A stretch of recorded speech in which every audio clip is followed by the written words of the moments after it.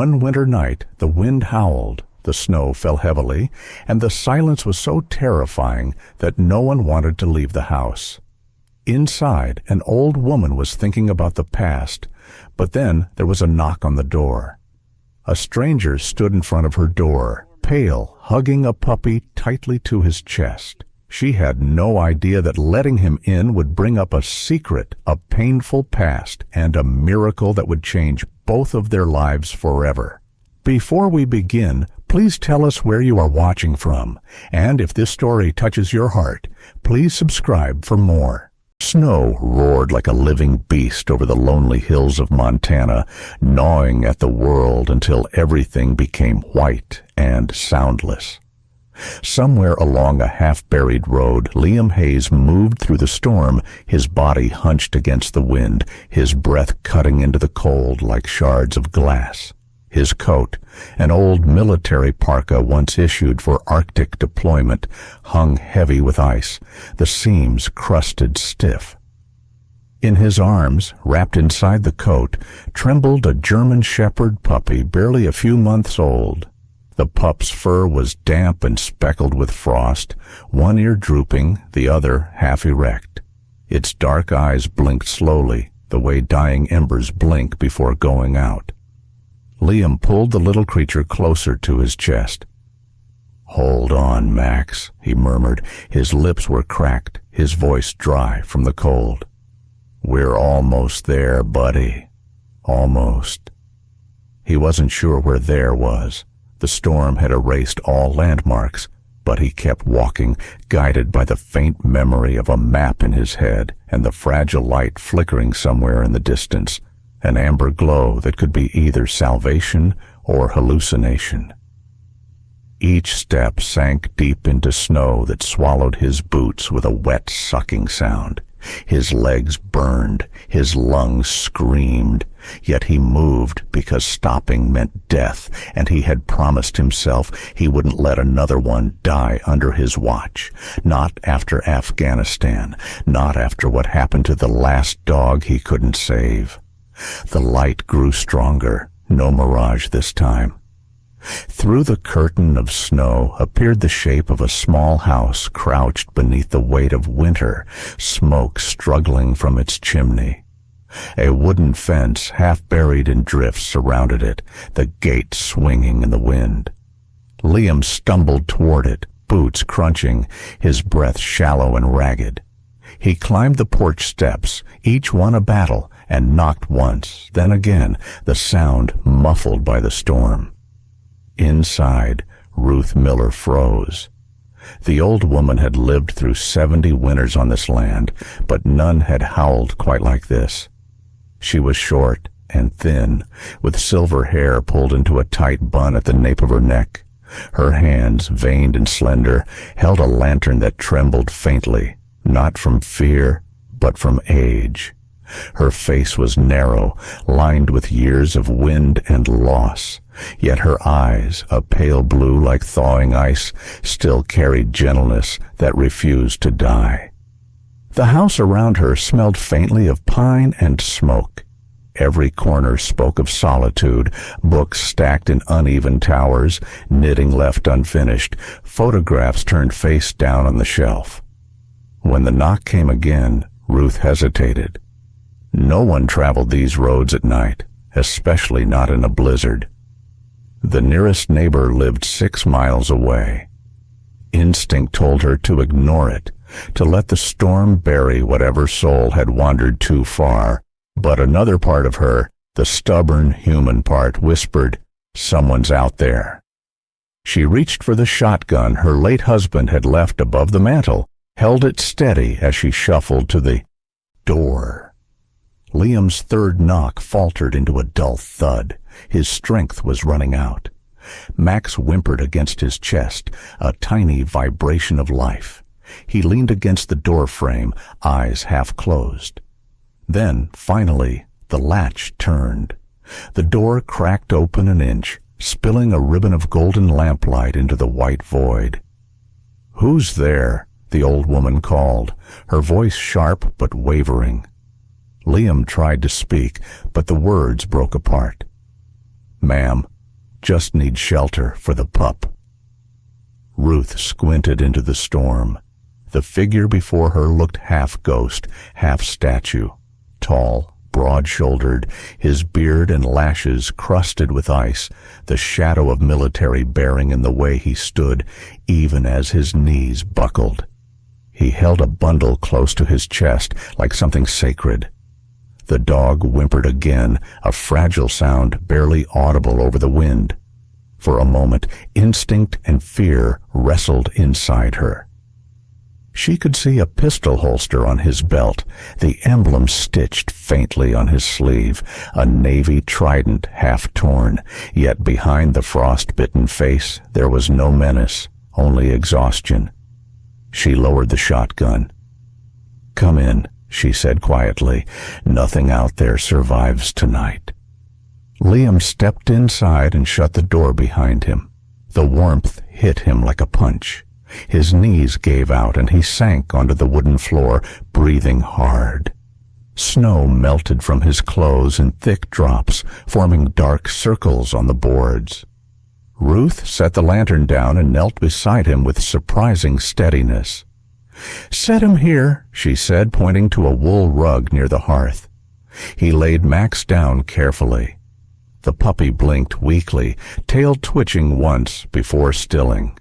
Its fur was soaked through, its paws pink from the cold. Without thinking, Ruth threw another log into the stove and grabbed an old quilt. Liam watched her wrap the pup, her hands moving with the precision of someone who'd spent a lifetime tending fragile things. "What's his name?" she asked without looking up. "Max," Liam whispered. "He's all I've got left." Ruth's eyes flickered toward him. "A soldier?" He nodded. The single motion seemed to cost him all his strength. "Used to be." Silence settled between them, thick as the snow outside. Ruth studied the stranger, the angular jaw shadowed by frost-bitten stubble, the thin scar running from temple to cheek, a relic of some forgotten explosion. His eyes were gray, the kind that carried stories better left untold.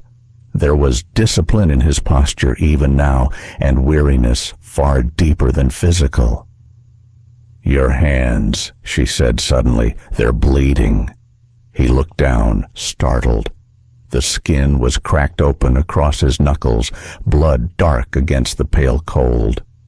"Doesn't matter," he said, but Ruth was already fetching a tin of salve. She cleaned the wounds gently, the way she might have cared for her son if time had allowed it. When the warmth finally began to return to his face, Liam's mind drifted. Memories surfaced. The heat, the noise, the smell of sand and iron. He saw again the last mission, the dust-choked ruins, the howl of his partner's K9, fading into silence under gunfire. He remembered digging through debris until dawn, only to find a body under his hands that was too still. He had sworn never to serve again, but he couldn't leave the dog's newborn behind. Max had been the last heartbeat of that life, and he'd carried the pup ever since. Ruth watched him from across the room, sensing the weight of ghosts she couldn't name. She poured him tea from an old tin kettle, the liquid dark and steaming. "You're welcome to stay till morning," she said. "After that, the road will open again." He took the cup, hands trembling slightly. "Thank you. You didn't have to." Her lips pressed into a thin line. "No one survives alone out here, not in this kind of cold." Max stirred, emitting a small sigh. The sound made both of them look up. The puppy's nose twitched, and for the first time its tiny tail gave a faint wag. Liam smiled, a fleeting, unguarded expression that softened his face and revealed the man he used to be.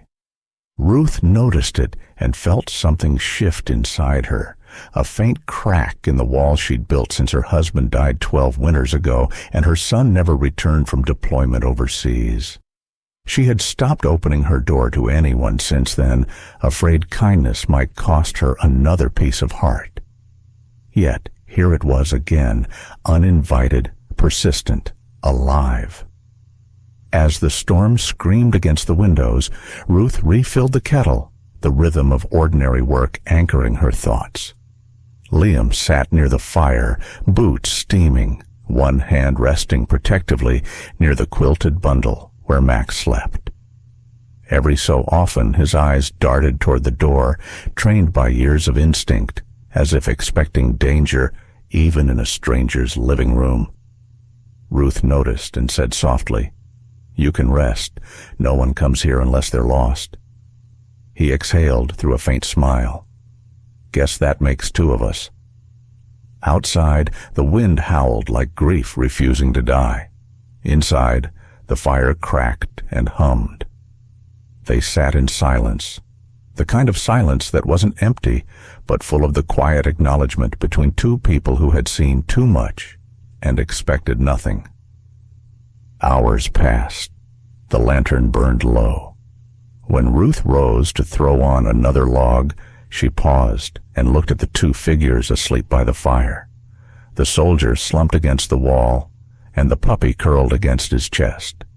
For the first time in many years, the old house did not feel empty. She whispered into the flicker of flame, "Maybe this winter won't take everything after all."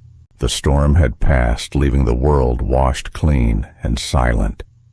The snow lay deep and unbroken across the hills, its surface glittering beneath the pale morning sun. Smoke trailed lazily from the chimney of the small wooden house on Winter Hill, curling into the sky like a prayer that had finally been heard. Inside, the fire still whispered in the hearth, and the faint smell of coffee mingled with pine smoke.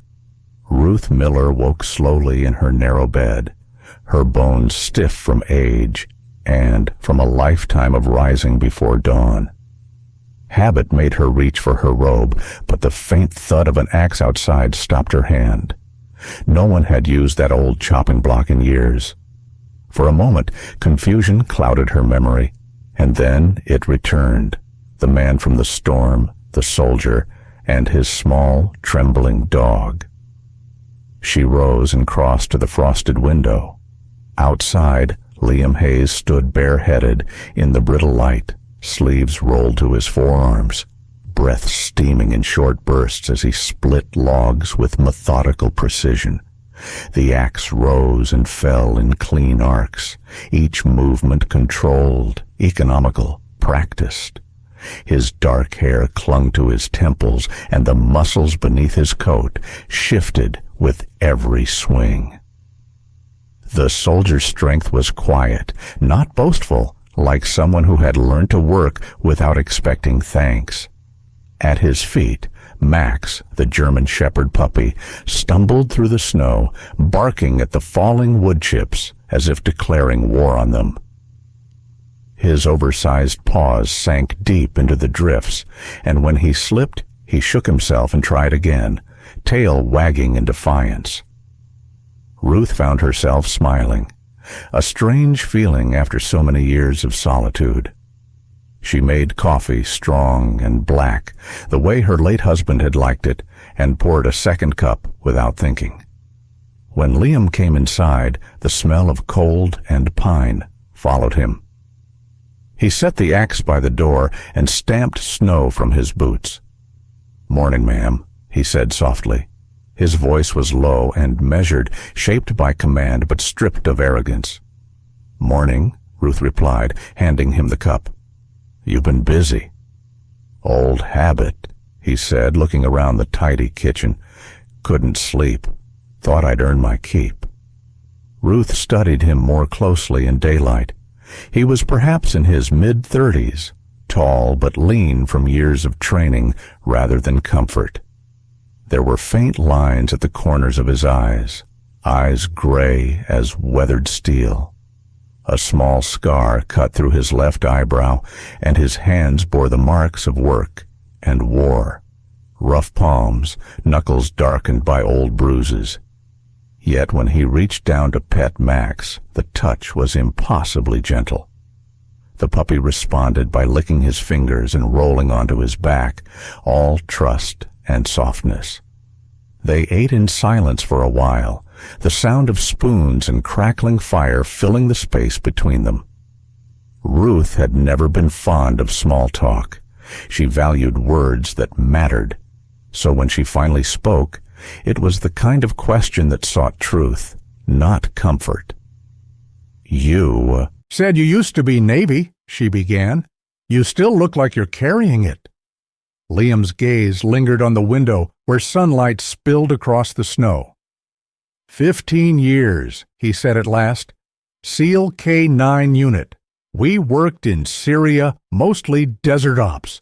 My partner, his name was Duke. He was a shepherd like Max. Smartest dog I ever knew. Saved my life more times than I can count. "What happened?" Ruth asked quietly. He didn't answer at first. His jaw tightened, a flicker of something raw passing through his eyes. "An ambush. We were pinned down in a village near Al-Bukamal. I was hit, nothing serious. Duke ran ahead when we lost radio, by the time I got to him." His voice broke off, the sentence unfinished but clear. "He had a litter a week before the mission. Max is one of his pups. I promised I'd take care of them. Only one made it." Ruth's throat constricted. She remembered standing in her own doorway 20 years earlier, a letter trembling in her hands. Her only son, David, had been 28 when the Army shipped him overseas. He had his father's smile, his mother's stubbornness. She'd buried both men before the snow melted that spring. "War doesn't just kill soldiers," she said, her voice thin. "It kills what's left behind." Liam looked up at her then, meeting her eyes. "I know," he said simply. There was no defense in his tone, only understanding. Max barked softly from his blanket near the fire, tail thumping. He was awake now, stretching, his fur fluffed into a halo of warmth. The small creature trotted to Ruth, sniffing her slippers, then sat at her feet with the unspoken question only dogs could ask. "Will you care for me, too?" Ruth reached down and scratched the puppy's head. "You've got his eyes," she murmured, though she wasn't sure if she meant the dog's or the man's. The day unfolded in small labors. Liam fixed the loose shutter that had banged against the wall during the storm, then carried pails of water from the frozen pump outside. Ruth, in turn, mended a tear in his coat with her old sewing kit, her hand steady despite the tremor of age. The rhythm of shared work came naturally, and by afternoon, the silence between them had softened into comfort. When the sun began to set, the sky flared in shades of copper and rose. Liam stood at the window, watching the light fade across the valley. "It's quiet here," he said. "Too quiet sometimes," Ruth replied. "You start to hear your own regrets talking back to you." He smiled faintly. "Maybe that's not such a bad thing. Sometimes the only way to stop running from ghosts is to sit still long enough for them to catch up." Ruth nodded. She poured 2 cups of tea and sat opposite him at the small wooden table. For a moment, the house felt almost like it used to, warm, alive, filled with company rather than memory. She saw in Liam the same loneliness she'd worn for years, and she realized that kindness might be the only thing either of them had left to give. "Stay another night," she said suddenly. "The road will still be ice by morning, and I could use an extra pair of hands if the roof leaks again." Liam hesitated. A soldier's instinct told him not to impose, not to owe. But then Max clambered onto his lap and curled into a ball, already asleep. "Guess the kids decided for me," he said with a quiet laugh. That night, Ruth sat in her rocking chair, the fire painting her face in soft gold. Across the room, Liam slept on the couch, one hand resting on the puppy's back. For the first time in years, she prayed, not for forgiveness or for the dead, but for this small and unexpected peace to last just one more day. Outside, the snow reflected the moonlight in silver streaks. In the morning, there would be fresh footprints leading from the porch to the woodshed, two large, one small, marking where a soldier, a widow, and a puppy had begun to share the same patch of frozen earth. The thaw had begun to creep slowly across the valley, turning the edges of snowbanks into rivulets that whispered under the pale March sun.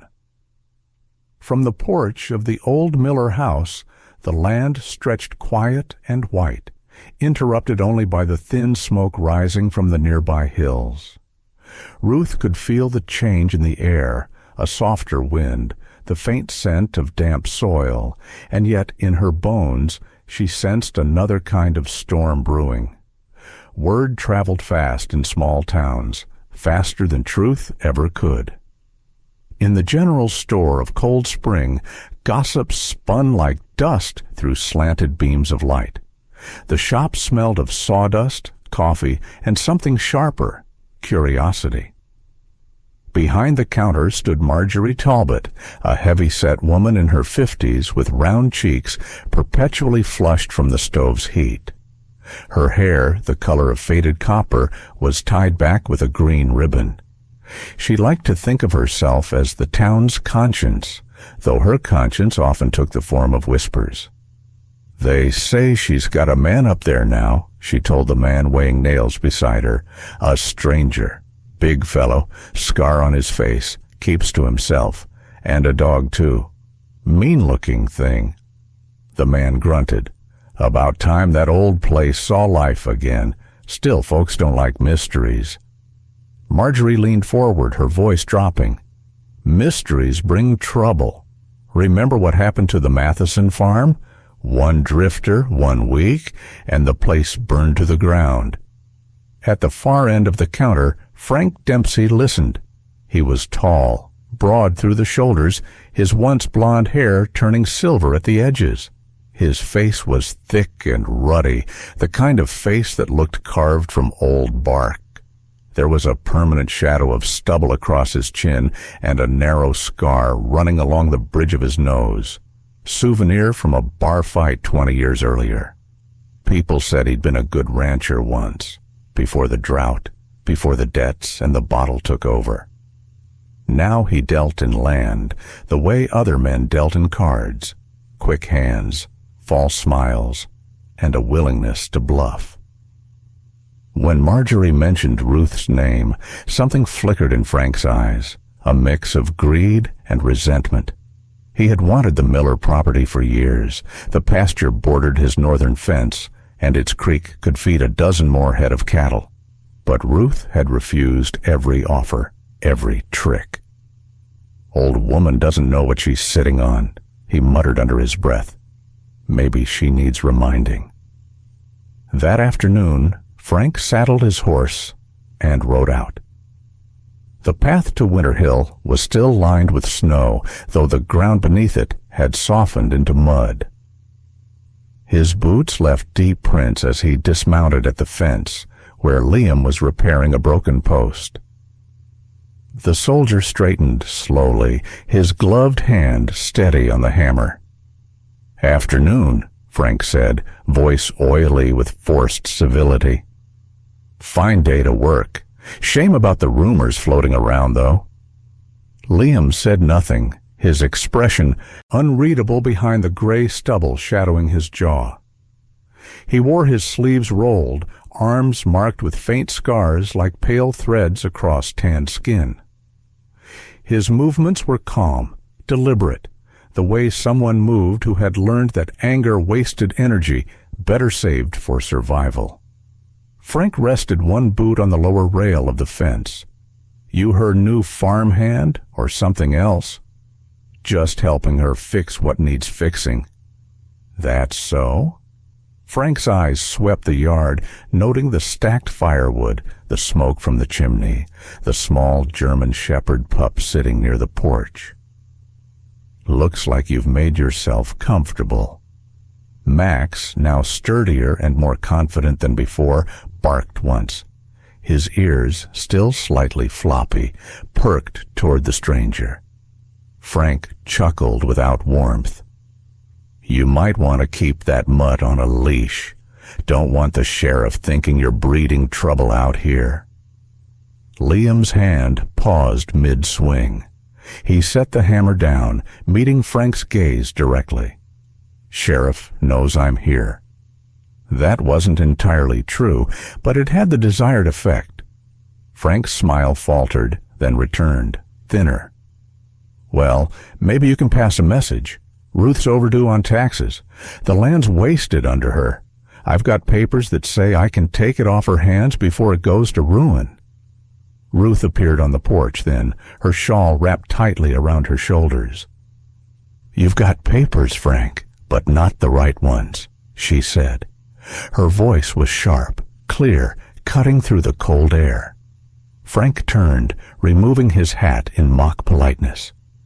"Mrs. Miller, I'm only thinking of your well-being. Place like this, isolated, run-down, ain't safe for a woman your age. Folks talk." "I stopped caring what folks say the year my husband died," Ruth replied. "And I've kept this land running longer than your cattle have survived a single winter." Frank's jaw tightened. "Suit yourself, but the law's not as sentimental as I am." Liam stepped forward, Max trotting at his heel. "If you want the land," he said evenly, "you'll have to come through me first." For a moment the air thickened. Frank's hand brushed the inside of his coat, where a flask bulged against his ribs. He wasn't armed, but Liam's stance, straight, balanced, unflinching, made him feel outmatched anyway. With a forced laugh, Frank turned toward his horse. "You've got spirit, soldier. Let's see how long it lasts when I bring the law up here." He mounted, boots snapping against the stirrups, and rode off down the hill. The wind carried his words behind him like smoke. "I'll be back with proof." Ruth stood silent for a long time after he disappeared. When she finally spoke, her voice was low, brittle. "He's been after this place since my husband passed. Always said a woman alone can't hold ground. I suppose he's half right." Liam picked up the hammer again. "He's wrong about the other half." That night, the wind returned, softer now, whispering through the cracks of the old house. Liam helped Ruth nail boards across the weak sections of the barn, the lamplight painting their faces gold. Max followed, nose pressed to every corner, his paws leaving tiny tracks in the fresh snow. Inside, Ruth set a pot of stew on the stove, the smell of onions and thyme filling the air. When Liam came in, he looked different in the glow, less soldier, more man. They ate quietly, listening to the logs crack. "You think he'll come back?" Ruth asked. "Men like him don't leave things unfinished," Liam said. "But I've dealt with worse." Ruth stirred her spoon. "He'll use the town against me. They've always listened to whoever shouts loudest. Then we'll make sure he's got nothing to shout about." She looked at him, studying the resolve in his eyes. "You talk like someone who still believes in fighting for something." Liam smiled faintly. "Maybe I've found something worth fighting for again." The fire burned low, and the old clock ticked steadily. Max dozed near the hearth, his small body rising and falling with each breath. Ruth glanced at him, then at the man seated across from her, and realized the silence in her house had changed. It wasn't the silence of loneliness anymore. It was the silence of belonging. Outside, the moon climbed above Winter Hill, pale and distant, watching over a house that, for the first time in years, wasn't empty. But on the road below, Frank Dempsey's horse kicked up clumps of snow, and his thoughts were already dark with plans. He had friends in town, a cousin at the county office, and a lawyer who owed him favors. By the time he reached Cold Spring, he was smiling again, the kind of smile that came before trouble. The night came down hard and silent, the kind of cold that froze even the sound of wind. The valley lay still under a silver moon, its fields blanketed with frost that shimmered like glass.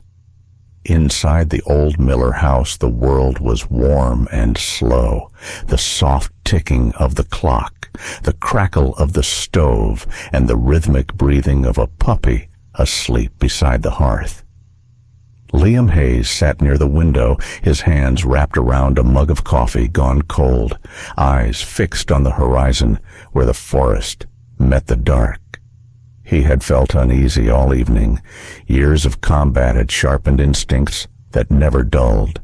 Something in the quiet felt wrong, too complete, like a pause before violence. Across the room, Ruth Miller was mending a tear in one of his shirts. Her fingers, veined and steady despite age, moved with a kind of meditative focus. The lamplight softened her face, revealing the quiet endurance of a woman who had lived too long with solitude. She looked up and saw the tension in Liam's jaw, the way he sat poised, even in stillness. "You look like a man waiting for orders," she said gently. He tried to smile. "Habit. You never really unlearn it." He leaned down and scratched Max, now nearly 6 months old, his fur thick and glossy, though a faint patch near his shoulder hadn't quite grown back from the winter frostbite. The pup tilted his head, amber eyes alert, ears twitching toward the window.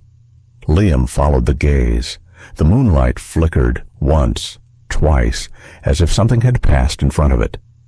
Outside, a shadow moved near the barn, then another. He set his cup down soundlessly and reached for the coat hanging by the door. "Stay inside," he whispered. Ruth's voice sharpened. "Liam, what is it?" Before he could answer, the world erupted in red. A burst of fire tore through the darkness, lighting the sky like dawn made of blood. The barn's dry timber caught instantly, flames leaping upward with a roar that drowned the night. Ruth gasped and stumbled to the door. "My sheep! My horses!" Liam grabbed her arm, but she wrenched free. "They're alive, Liam. They're still in there." She took one step out into the yard, but Max barked sharply and lunged forward, catching her sleeve in his teeth. The puppy pulled with all the strength his small body could summon, dragging her back from the falling sparks, just as the roof groaned under the heat. She fell into the snow, the hem of her robe singed, the air thick with smoke. "Good boy!" Liam shouted as he ran past, snatching up the old shovel by the steps. He sprinted toward the barn, the cold biting through his clothes. Shadows moved within the fire, 3, maybe 4 figures. He recognized one instantly, Frank Dempsey, coat collar up, face lit by the blaze. 2 others flanked him, men from the town, hired hands by the look of them. The first, Earl Benton, was thin and jittery, with a crooked nose and eyes too close together, a man who drank his courage from a bottle. The second, Tucker Vance, was heavier, his beard matted, his expression dull but cruel. Both carried cans that smelled of gasoline. "Dempsey!" Liam roared, his voice cutting through the crackle. "Put it out before it spreads!" Frank turned, startled but not ashamed. "She had her chance, soldier. Should have sold when I asked." He kicked over another can, the liquid flashing orange in the light. "Now maybe she'll understand." Liam didn't waste words. He charged. The shovel slammed into Tucker's midsection, knocking him to the ground. Earl swung a chain, catching Liam across the shoulder, but the soldier's reflexes were faster. He seized the chain, yanked hard, and drove his fist into the man's jaw. Earl fell into the snow, dazed. Frank stumbled back, eyes wide as Liam advanced through the smoke, face streaked with soot and fury. "You're insane," Frank hissed, drawing a pocket knife from his coat. The blade trembled in his grip. "You don't want to do that," Liam said, voice low, steady. The years of command returned to his tone. "Drop it. Walk away." Frank lunged. Liam sidestepped, grabbed his wrist, twisted. The knife fell with a hiss into the snow. Liam shoved him hard against the fence. "You call yourself a man?" he said through clenched teeth. "You come at an old woman and a dog?" Frank spat blood. "You think the law cares? You're nothing here. Just a drifter with a mutt." Before Liam could answer, a new sound rose over the chaos. Sirens, faint but growing. Down the valley, a line of red and blue lights flickered through the trees. The neighbor, Mr. Carson, must have seen the flames from his farm and called the sheriff. Relief and urgency collided inside Liam. Help was coming, but the fire was spreading fast. He turned and ran back toward the barn, where the sheep bleated frantically inside. Smoke clawed at his lungs as he kicked the door open. The heat seared his face, but he plunged in anyway, untying ropes and slapping the animals toward the open air. One ewe collapsed. He lifted it into his arms, stumbling into the snow just as the roof caved in behind him. Ruth was there, coughing but alive, clutching Max in her arms. The puppy whimpered, his fur singed at the edges, eyes wide and wild. "Liam!" she cried as he dropped the sheep beside her. Flames reflected in her tear-filled eyes. Moments later, the sheriff's truck skidded up the hill, tires cutting through slush. Sheriff Alton Reeves, a man in his 60s with a barrel chest and a voice like gravel, jumped out, followed by two deputies. Reeves had served in the Korean War decades ago. He recognized the bearing of soldiers instantly. "You all right?" he barked. Liam nodded, still panting. "3 men. One's Dempsey. They tried to burn us out." The sheriff's face hardened. "I figured as much. Been hearing whispers all week." He turned to his deputies. "Get those bastards cuffed before they sober up." Frank and his men didn't resist. The fight had gone out of them. As the deputies snapped the cuffs tight, the sheriff looked back at Ruth. "We'll haul them in tonight, ma'am. County'll have to see this in the morning." Ruth nodded weakly, her voice trembling. "Thank you, Sheriff." When the trucks finally disappeared down the hill, silence returned, broken only by the hiss of melting snow where water met flame. The barn was gone, reduced to black skeletons and smoke. Ruth stared at it for a long time, her thin hands clasped tightly around the puppy pressed to her chest. "I raised every beam in that barn with my husband," she whispered. 50 years, and it took one night to erase it." Liam stepped beside her. "Not everything's gone." He gestured toward the rescued sheep huddled near the fence, toward the stars still burning above the smoke. "You're still here. So's he." He nodded at Max, who whimpered softly, nose nuzzling Ruth's chin. She looked up at him then, tears streaking her soot-covered face. "You were right, Liam. Sometimes saving someone else is the only way to save yourself." He managed a tired smile. "Maybe we both learned something tonight." The fire died slowly, leaving behind a silence so deep it seemed almost sacred. In that silence, 3 souls, an old woman, a soldier, and a dog, stood beneath the pale sky, bound by something stronger than the winter that had once tried to bury them all. Spring arrived quietly on Winter Hill, not with thunder or flood, but with the slow, deliberate melt of snow, revealing patches of grass the color of hope. The air was softer now, the wind carrying scents of pine and wet earth instead of frost and smoke. The ruins of the old barn had been cleared away, and in its place stood a new frame of timber, sturdy, simple, built by hand. Liam Hayes had worked on it every morning, his sleeves rolled to his elbows, sawdust clinging to his forearms.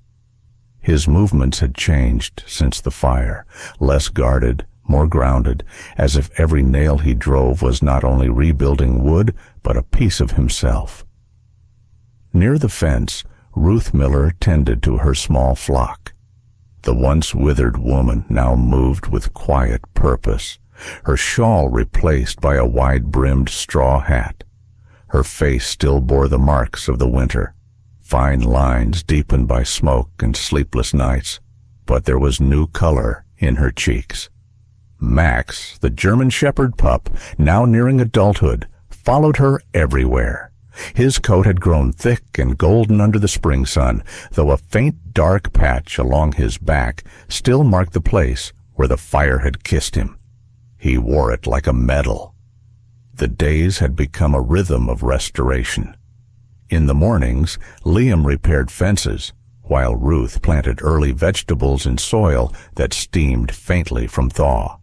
They didn't speak much, but silence between them had long ceased to mean loneliness. When the sun fell, they would share coffee on the porch, watching Max chase shadows of birds across the grass. One afternoon, a truck climbed the winding road to the farm. Its red paint was dulled by dust, its fenders dented from years of county service. Sheriff Alton Reeves stepped out, his wide frame filling the doorway, hat in hand. He wore the same brown jacket as that night, but his manner was gentler now, softened by relief. "Afternoon, Mrs. Miller," he greeted. "Mr. Hayes." "Sheriff," Ruth said with a smile that crinkled her eyes. "You come with good news, I hope." The sheriff nodded. "Thought you'd want to hear it from me first.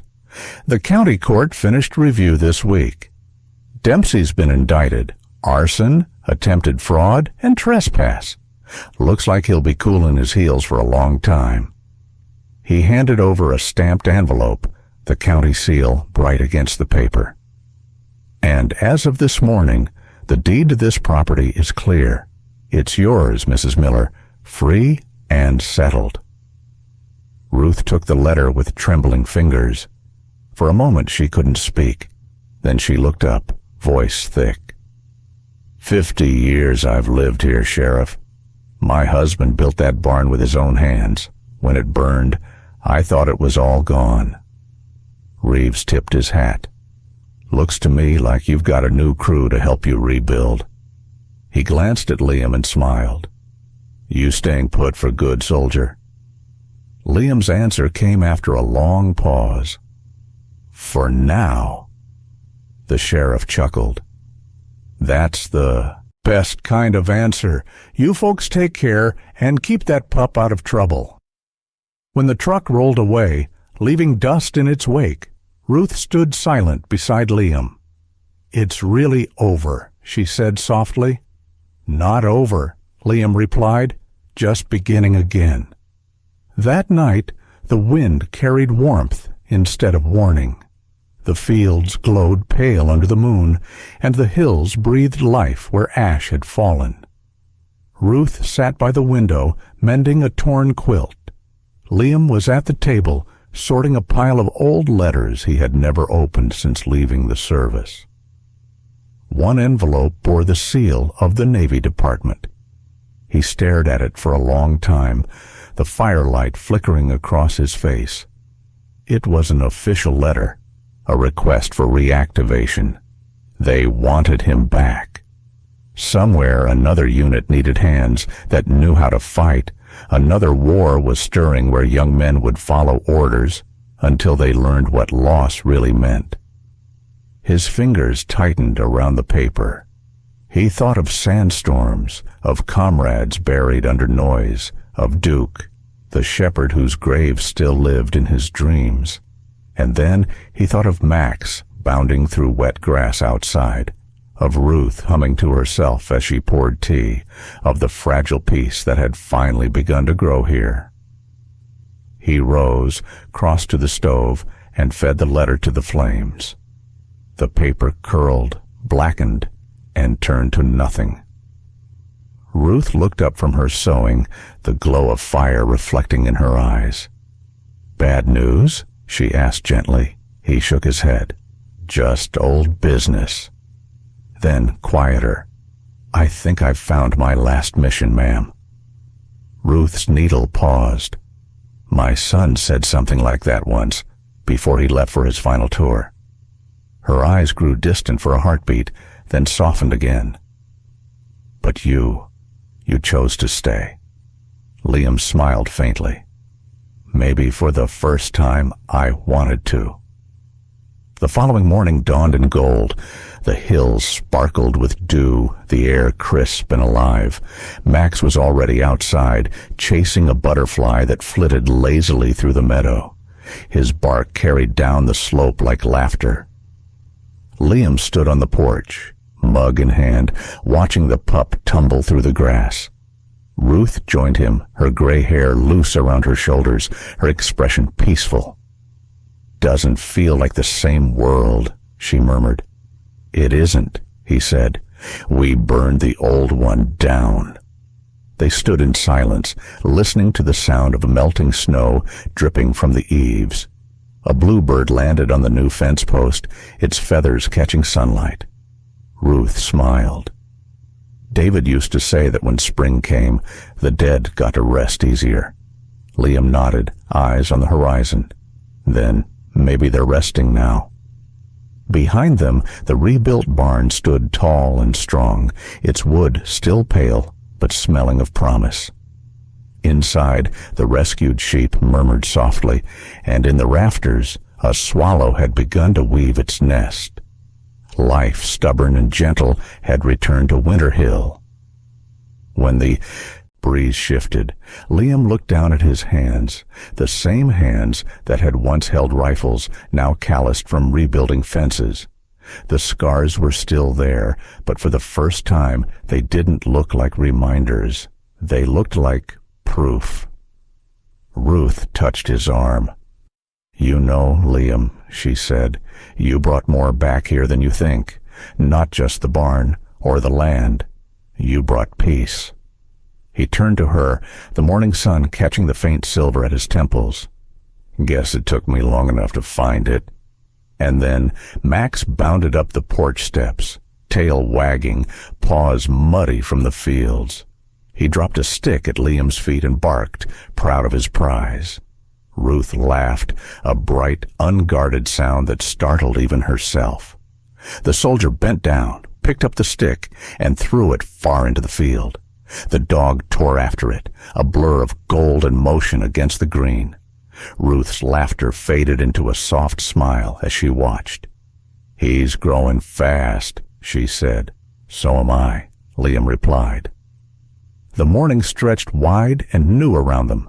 On Winter Hill, where fire and ice had once battled for dominion, 3 lives, an old woman, a soldier, and a dog, stood together beneath the spring sun. The long winter inside them had finally begun to melt. The story of Winter Hill reminds us that even after fire and loss, life finds a way to grow again. Healing doesn't always come through grand victories. It often arrives quietly, in the kindness we give, the love we accept, and the courage to stay when everything in us wants to leave. Like Liam, Ruth, and little Max, we can all rebuild what was broken, no matter how harsh the winter of our past has been. Every day, people face invisible winters, loneliness, fear, grief, or exhaustion. Yet hope often hides in the smallest gestures, a helping hand, a shared meal, or a loyal companion waiting at our side. Spring always returns, not because the world changes overnight, but because hearts learn to open again. If this story touched your heart, share it with someone who needs a reminder that new beginnings are possible. Leave a comment to tell us which moment moved you most, and don't forget to subscribe for more stories of courage, compassion, and second chances. Your support helps keep these tales of light alive.